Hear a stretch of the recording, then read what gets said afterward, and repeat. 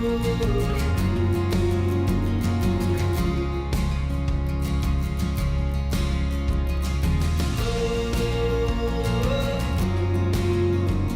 llum għandna lil Sandra Healy Vassallo li hija l-awtriċi tal-kodba ta' Emeldina li huma kodba tal-istampi għat-tfal. Sandra tiddeskrivi lilha nnifisha bħala book addict u tikteb proża u poeżija bil-Malti. Fost affarijiet oħra hija avukata u tagħti lectures fl-Università ta' Malta fil-liġi ċivili. Allura Sandra, tgħidilna ftit rajt dan l-aħħar? Mela, jiena rajt The Museum of Innocence ta' Orhan Pamuk. Fil-fatt, nhar il-Fertaq rajtu qed naqraħ tieni darba. Ġiġa kont rajtu.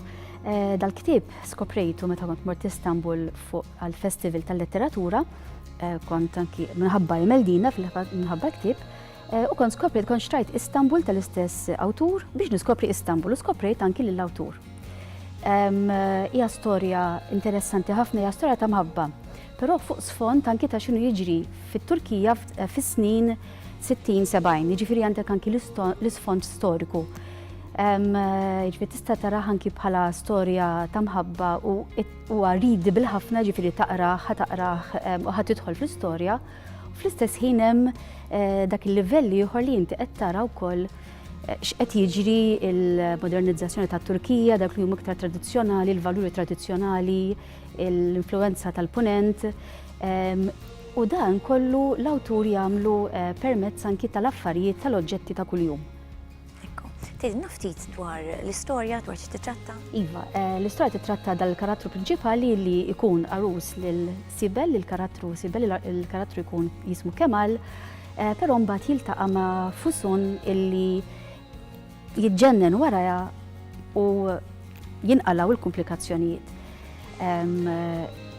Jitlifa lil Fusun u mbagħad jerġa' jsiba.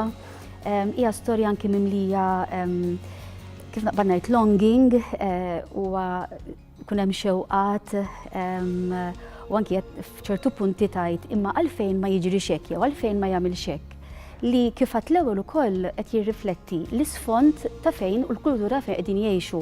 Qegħdin jgħixu anki f'Turkija, f'Istanbul li qegħdin f'din il-tranzizzjoni bejn l-antik u l-modern, bejn dak li kien qabel u dak li hu issa, dak li hu aċċettat u dak li mhux aċċettat. Allura jippruvaw jgħixu l-istorja tagħhom f'dak iż-żmien, pereżempju, f'punt minnhom jibda jmur kuljum għand Fusun u omma u missiera il-karattru u jmur kuljum għandhom, sempliċiment biex ikun ħdejha. Mhux ħanajt iktar ovvjament biex min irid jaqrah ma ntelliflux Però ġifri hija anki element ta' anki jekk forsi hemm ċertu parti forsi tqabdek naqra nervi u tajt għaliex mhux qed jiġri iktar, però ovvjament imbagħad tara għaliex fiċ-ċirkostanzi.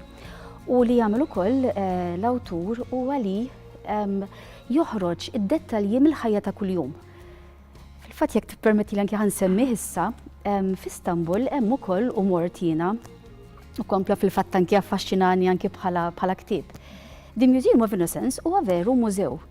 Ġifieri għandek il-bini, il-mużew tal-ibbażat fuq l-istorja, ġifieri huma oġġetti ibbażati fuq din l-istorja ta' mħabba. U jien fil-fatt kont ħsibt illi l-affarijiet ġabarhom wara.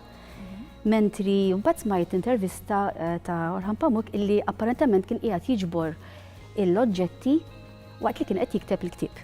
Ġifieri kellu diġà f'moħħu li jagħmel dal-mużew. Tajb ħafna, grazzi ħafna, storja interessanti ħafna, speċjalment din tal-mużew. Thank you tal-li ġejt magħna hawnhekk. Nirringrazzjaw lilkom tal-li segwejtuna, infakrukom biex tagħmlu like tal-Facebook page tagħna National Book Council Malta u tiktbulna dwar x'qed taqraw intom dan l-aħħar għax fl-aħħar ta' din l-iskeda se nistidnu xi ħadd minnkom biex jiġi hawn u jkellimna dwar dan. Aħna narawkom il-ġimgħa d-dieħla fl-istess ħin sadattant aqraw Mqar Nitfa' kuljum.